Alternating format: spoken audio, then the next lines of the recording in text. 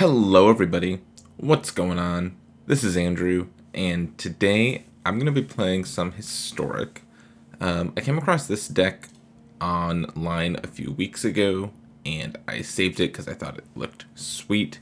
Haven't played a single match with it, but what we've got here is basically a green-black rock deck.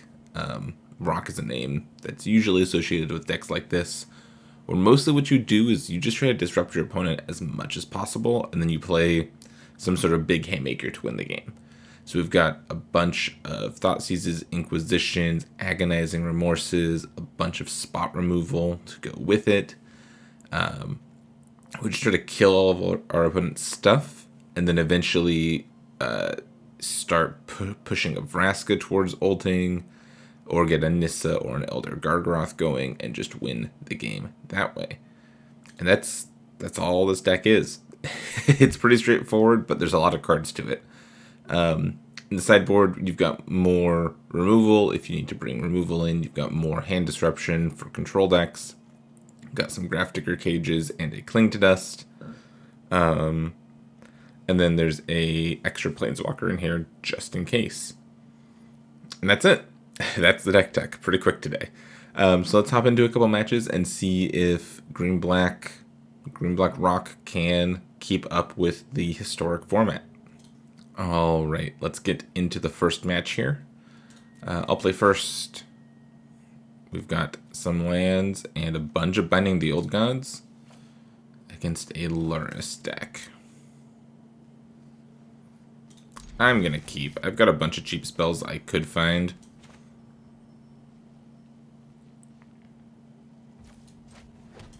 This might end up being bad, but if they stumble a little, I think this hand's really good.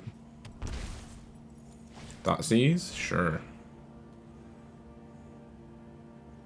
They probably just take the Liliana here.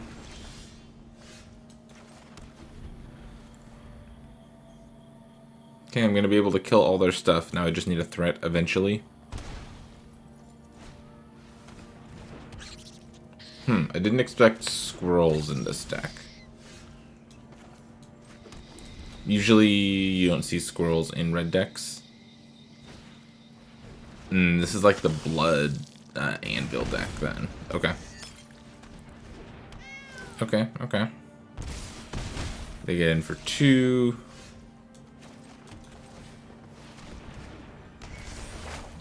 Alright, kill a squirrel. Got more squirrel removal.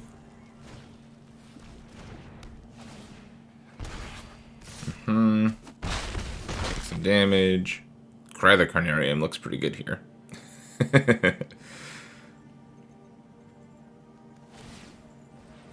Which will come out of the sideboard.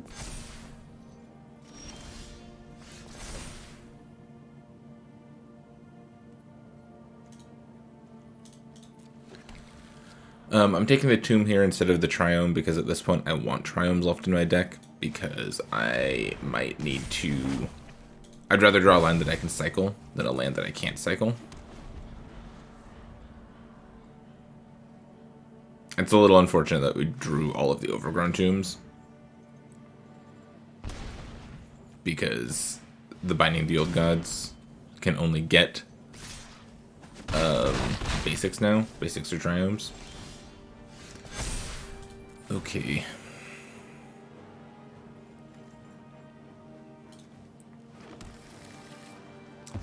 This is pretty unfortunate. We're gonna lose just because we didn't draw anything.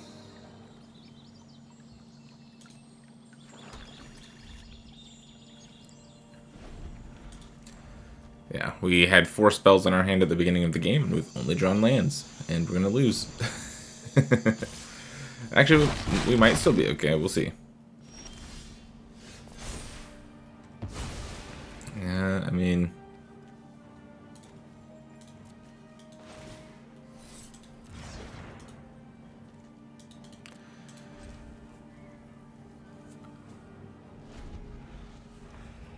Yeah, I think we're too far behind here.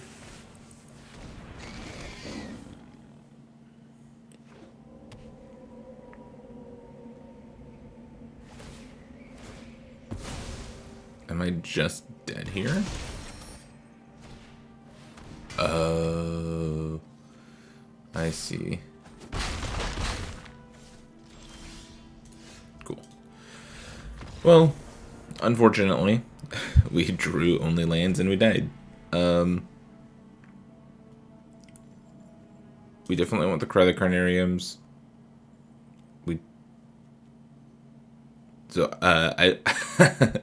I'm supposed to have a second Doomblade in the sideboard, but I couldn't find, or I didn't want to craft another Doomblade, so I put a Foul Play in, and Foul Play actually seems pretty good here. It's weird, like most of their creatures don't do anything, but they do kill you eventually, so you need to deal with them, but you don't want to have to deal with them, right? The wilts seem fine. Do I bring cages in here? Doesn't even seem like a cage matchup, if I'm being honest.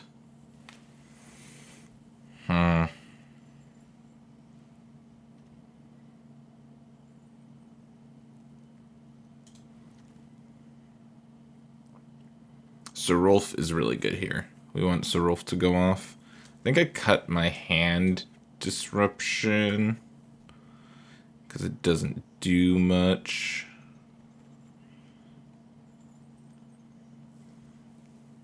Do I bring... Do I do anything else?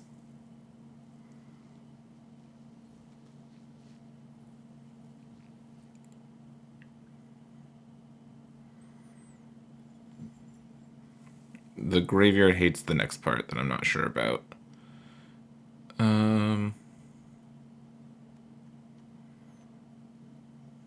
Doomblade actually seems bad here.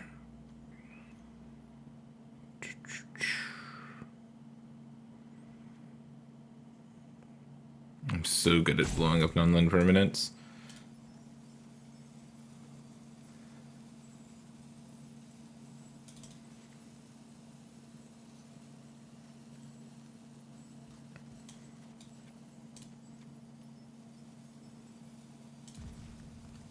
Yeah, I'm not bringing the cages in. I just don't think that is a good enough card in this matchup. I feel like a lot of the time people would say, yeah, you bring cage in here. We can destroy non-land permanents a million different ways. Just do not think it's necessary. Both wilts in our opener and our opener is not really what I wanted. They're thought seizing me here, yep.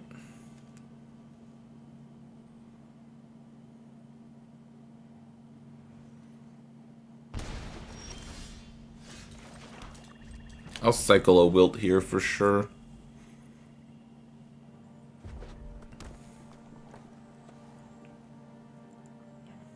What you got, opponent? Sure.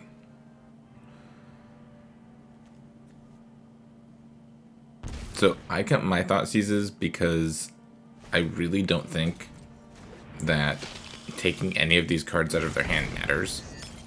Like at the end of the day, that's not how I'm going to win this matchup from my side. Okay, Cry was a nice draw. I think I just cycle this other wilt away.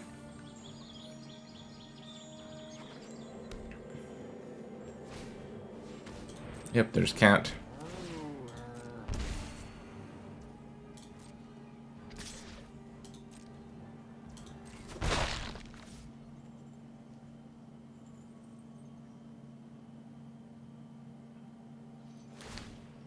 And they're doing that right now, sure.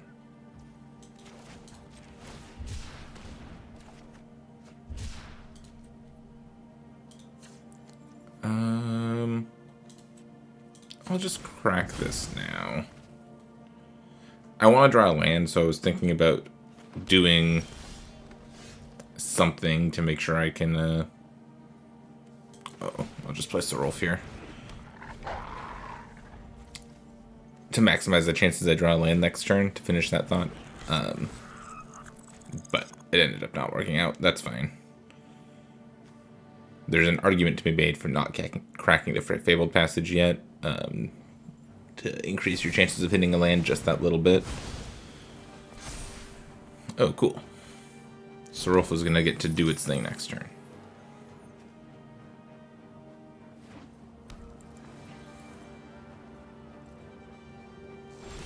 Would I like to do this? Yes, I would.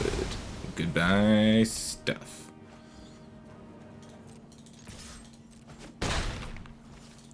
Go. With Sorolf going, I'm feeling pretty good. Sure.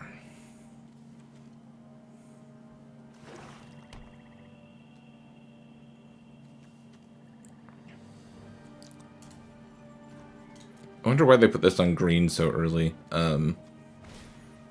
I think the only green card in their deck is the activation on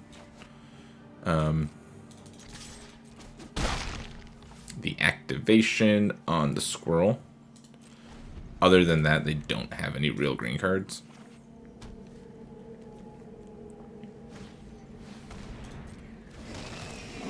Okay, there's Lurrus. They can replay the synthesizer.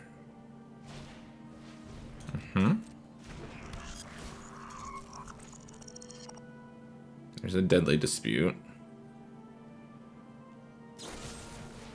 Deadly dispute away the synthesizer? Sure. Yep.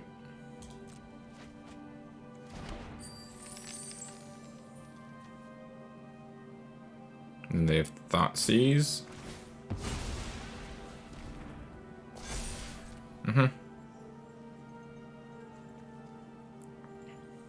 They get to take the Cry the Carnarium now if they want.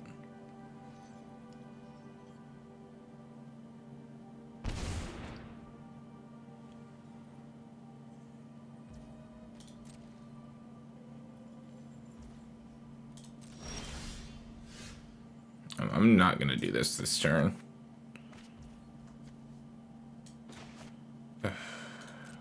It's a little unlucky.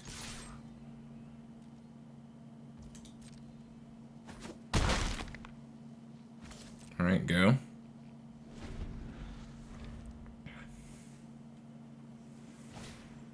Yep, replay the synthesizer. Find another synthesizer.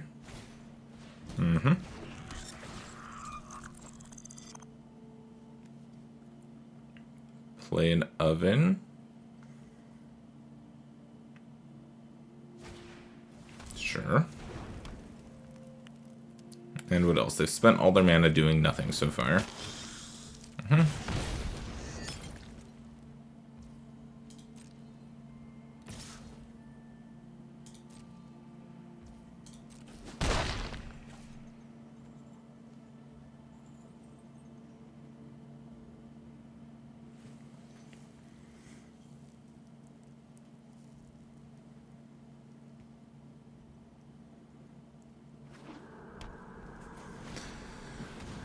Anvil, sure.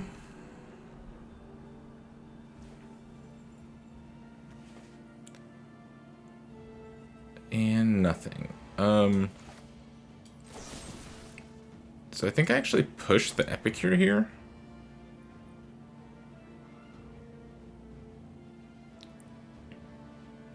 Because that lets me tick Sorolf up to 3. And now I'm just going to activate Sorolf and kill all their stuff.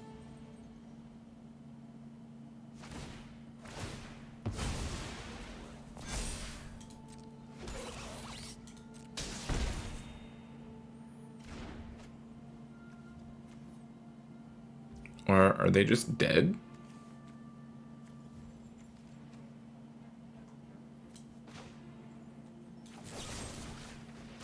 Push this. This goes to 8, then they die.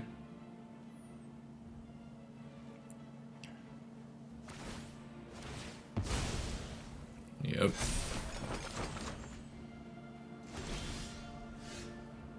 Decline. Kill you.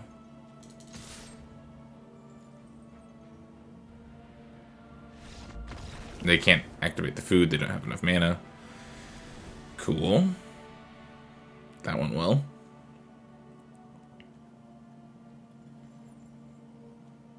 Yeah, I just don't...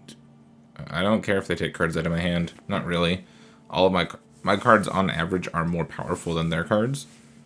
So I just want to rely on my cards being good to disrupt their synergy deck. And we'll see if that's good enough. It was that time, right? My one creature just completely wrecked everything they wanted to do.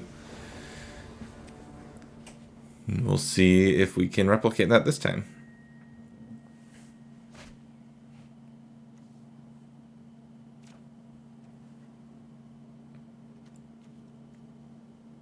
Yeah, we'll keep.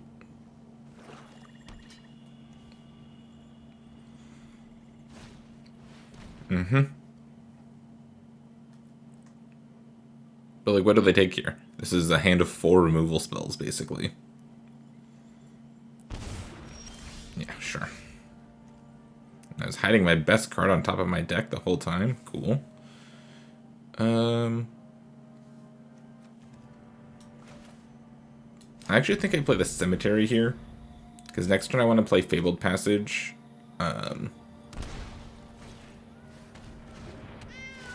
Yep. Sure. So, I want to play the Fabled Passage this turn so that I can Serolf on curve. What? They forgot to loop the cat. Opponent, you forgot to do the thing. Yeah, sure, whatever. None of this matters unless their last card is a removal spell.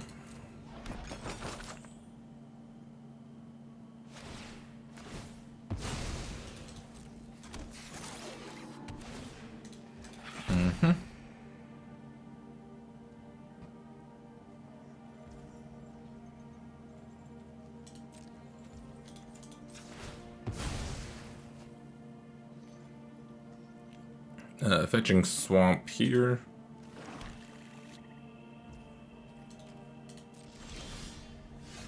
Oh, I could also just cry this turn. No, cry's the backup plan. So Rolf is plan A. Alright, go. My opponent should have, if they were going to do anything, they should have done it in response to this.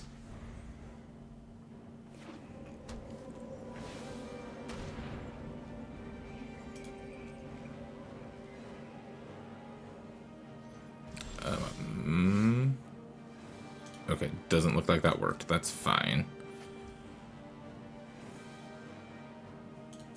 Dude, I'm just passing here. I'll use some removal spells to force them to do stuff on their turn, and then I'll win the game.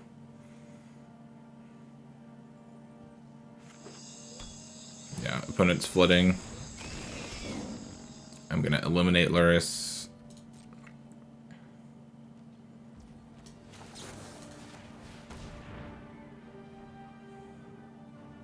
They'll eat Lurrus with something.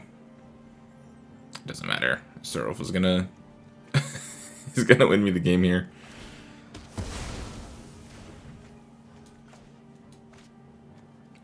I'm gonna use the push also, so I can get rid of the anvil.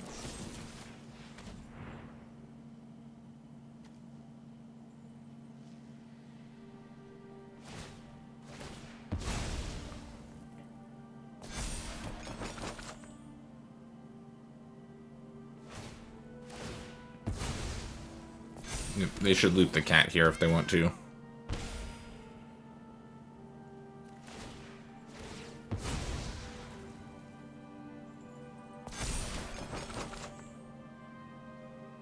Yep, they loop the cat twice. I go to I go to 16.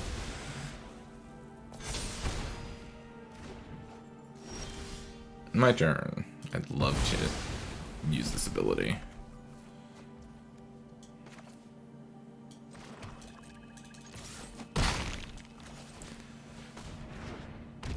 Go. So this guy is a 2-mana 1/3 Death Touch. At the beginning of your upkeep, if your opponents control no permanents with bounty counters, I put a bounty counter on one of their permanents. And then whenever a permanent with a bounty counter on it dies, I gain 3 life and draw a card. So I'm going to put a bounty counter on this squirrel. Oh, I should just cry here, right?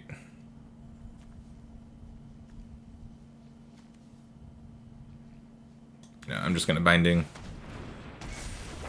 Kill the squirrel. I gain 3 life and draw a card, so the roof gets bigger.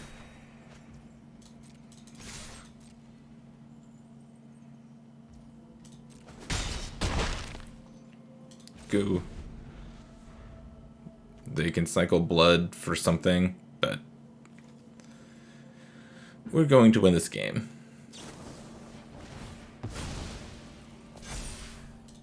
Deal. Oh, poor opponent. Poor opponent. Okay, cool. We won. Let's go again. Okay. After a very successful game 1, or match 1, we're hopping into the second match here. This hand is a little awkward, but we have two 1-mana removal spells on the draw. I'm going to keep this.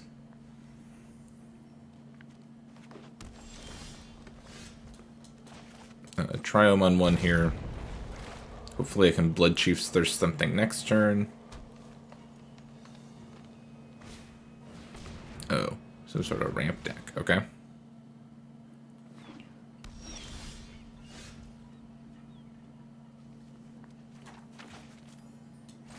Let's see what's up. Cool, we'll take Kuma.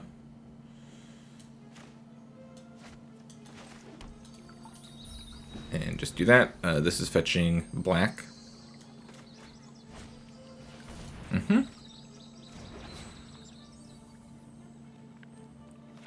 Play a land, and then they can into the north and go get another land.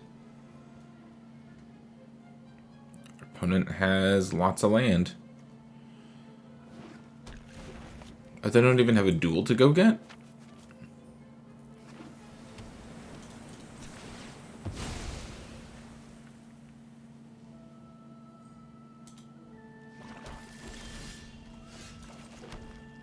Go.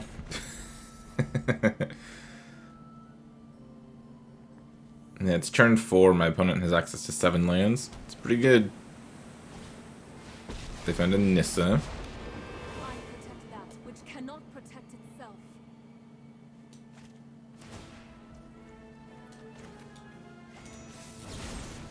Kill Nissa. The land will not forsake you. Behold nature's true power.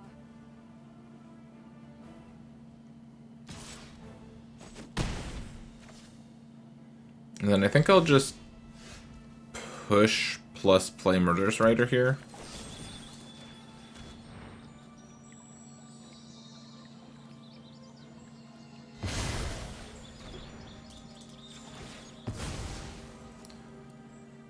Fetch with Fabled Passage, get another Swamp, play the Rider.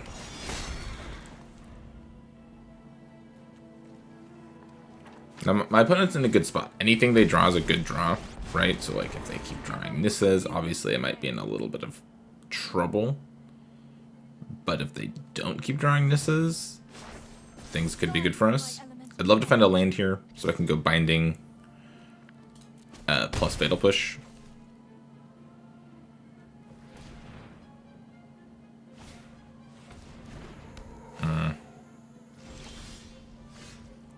You are not a land.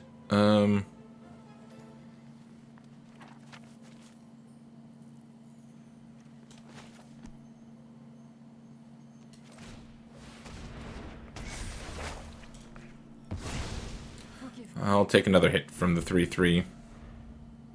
Don't really have a choice.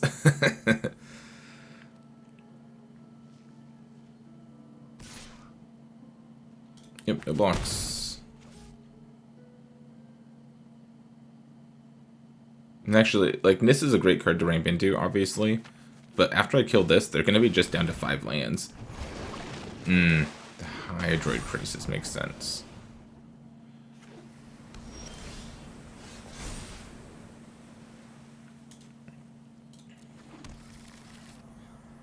Okay, so I'm going to go push. Doesn't really matter what way I do it, right? Doomblade you. Push you. And I'm not using the Bloodchief's Thirst because this can hit big things if I need it to. I'm attacking just to gain some life.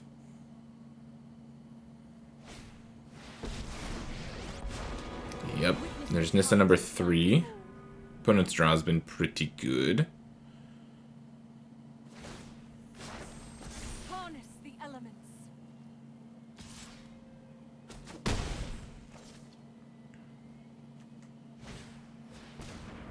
Okay.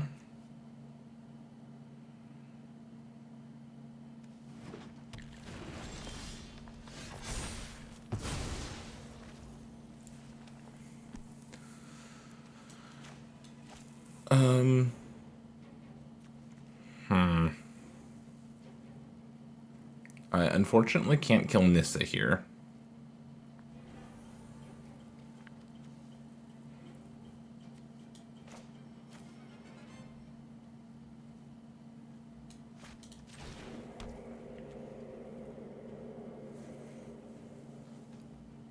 Oh, I can play Nissa, untap a land, and then shoot Nissa, though.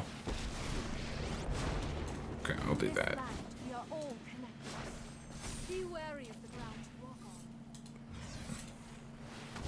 Kill Nissa. My strength fades. I think I will attack here. My Rider has Death Touch, so if they block, the Grazer just dies, and I still gain 2 life. They can't kill my Nissa this turn. Okay, whatever they drew is a thing they can't cast yet. Stop.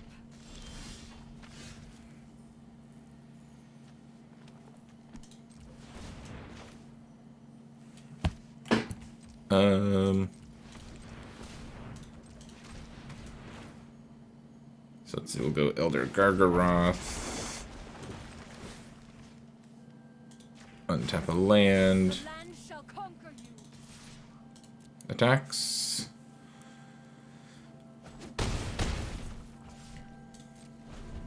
Hold the Binding the Old Gods for whatever they have in their hand. Hope that's good enough.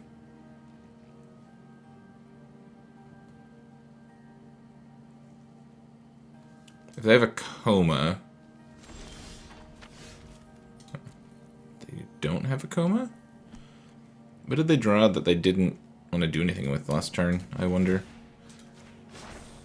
The land fights for us. Okay.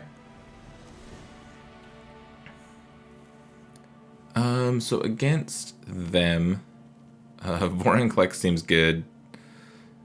I don't think I want to change too much of my top end. I think I probably bring in the extra Agonizing Remorse.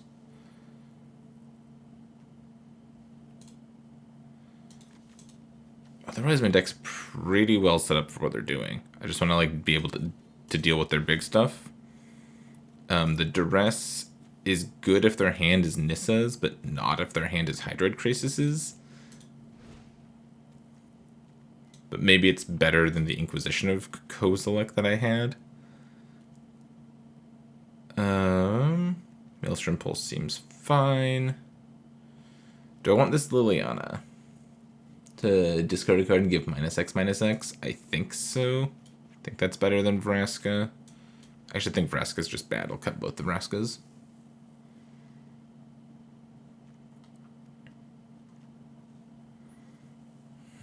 I'm wondering about getting this last Bloodchief's Thirst in the deck somehow.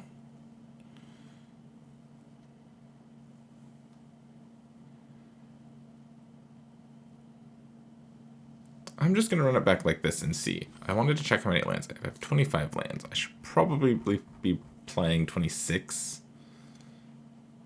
Maybe. The curve of this deck is not super high. So like we can get by playing with fewer lands. And even though we have not always had as many lands as I would have wanted us to, we've been winning. So I can't complain too much, right?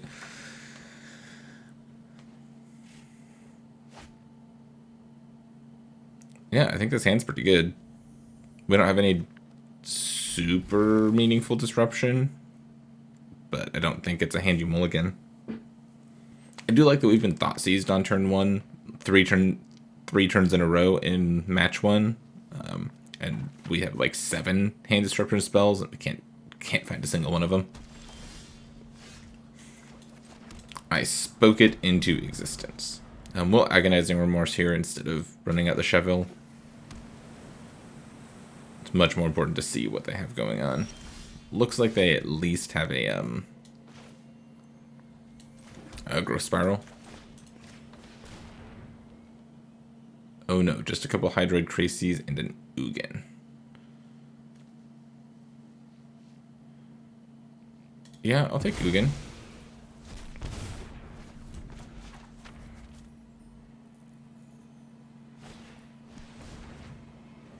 I'll have to deal with the Cracies eventually.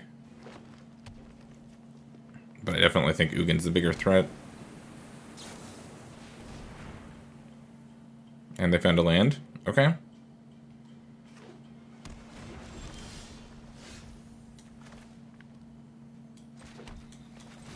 Here's Sorolf.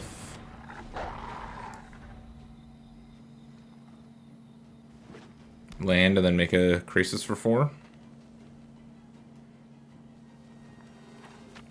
If they only had one Krasis instead of both of them, and some other random card, I maybe would have taken it instead of the Ugin to stop them from refueling here. But...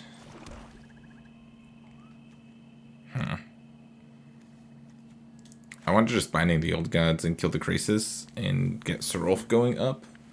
But I think I'm supposed to take it slower this turn. And Remorse. Take their second Krasis. Play the Cheville. Yeah, that seems better. They have a Boseiju, which can be a land, or they can hold for the channel ability, which can destroy an artifact, enchantment, or land. They decide not to do that. They're going into the north. I really think they should be playing a single copy of the green-blue dual land from Kaldheim. Oh, you're just getting in. Okay. We'll mark the Hydroid Krasis.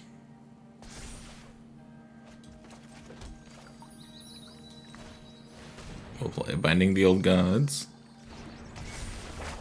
Kill the Krasis. Triggers. Okay. And attack.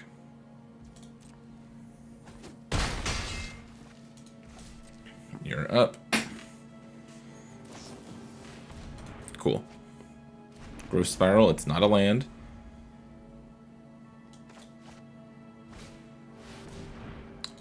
Rakdos. Okay.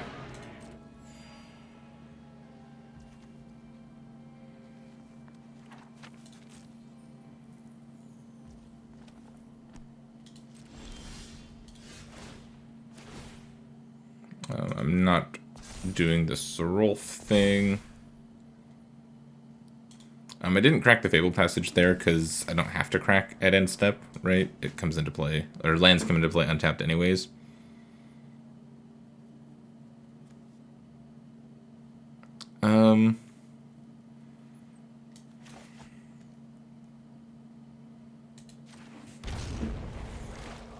I am wondering what I should do here, though. I can crack the Fable Passage and play Nissa. And just start getting a big board. I can just kill the Thragtusk, and then next turn kill the token with Sorolf.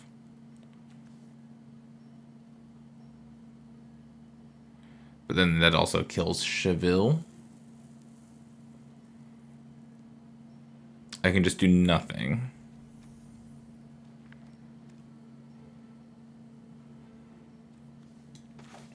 But I think I want to push damage. I kind of want to slam the Binding. Kill Thragtusk. Draw another card.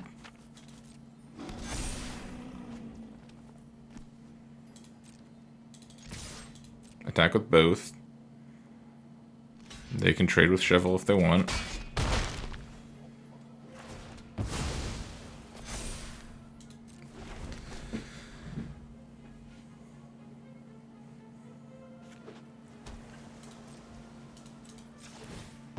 Let's see, I'll fetch. Fetching now because I don't want to draw lands anymore. Now I'll hold the fetch for the Fabled Passage.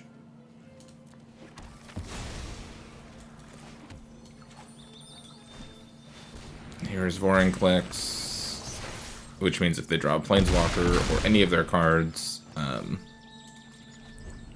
it's going to enter. Oh, jeez. If they played a Planeswalker or any of their, like a Hydroid Krasis or something, it would come into play with fewer counters, which would just mean I win, basically. Yeah, this card's good very situationally, so I like it as a one of, because it just takes care of Planeswalkers and things like that. Cool. So what do we think of this deck? Well, obviously we didn't play against like any of the best decks from Historic. We didn't play against Phoenix. We didn't play against like Green-White Heliod Company or Humans. But we did play against a Cat Oven deck. It's maybe not the most popular version of Cat Oven, but we played against a Cat Oven deck and destroyed them. If they don't have removal on time, they can't beat Seraph. This card just destroys Cat Oven. And then we played against a ramp deck that looked pretty reasonable, and our hand disruption, along with our win conditions, won us those games. I imagine this deck might struggle in certain matchups. I don't think that this deck is the best deck in the format or anything like that. But, you know, we had a good run with it today. I felt like the main deck was really well suited for a lot of situations, and the sideboard helped kind of change some of these 2-ofs in theory into cards that actually do something more useful for the matchup. Yeah, I like this deck, and I would keep trying it out. See if you can figure out what matchups are bad. Maybe continue to tune the sideboard a little bit. But so far it seems like it's in a pretty good spot. That is going to be it from me for today. Thank you so much for watching. I hope you enjoyed. Take a look at rock decks. Maybe the format is ready for rock decks to come back. Give it a try. Let me know what you think. Thank you so much for watching. I really appreciate it, and I will catch you next time.